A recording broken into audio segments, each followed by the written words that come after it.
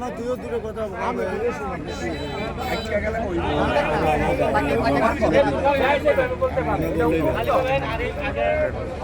দীর্ঘদিন 10 বছর যাবত আমরা 17 বছর গেল কই। আসসালামু আলাইকুম। আমাদের স্টিল নিয়ে যে সমস্যাটা ঘোড়ার চালের সুপারভাইজার আরিফ এই কিছুদিন যাবৎ 100 টাকা করে চাঁদা আদায় করা শুরু করছে। তো আমরা একদিন হঠাৎ নিউজ পাইছি, পরে জায়গার মধ্যে আমরা গেছি। ওই জায়গার মধ্যে যাওয়ার পরে আমি ওই দিনকে জিজ্ঞেস করছি কি আরিফ আগে 40টা চাঁদা কাটতে এখন 100 টাকা কেন? কইছে ভাই এখন থেকে গাড়ি চালাবে 100 টাকা করে চাঁদা লাগবে।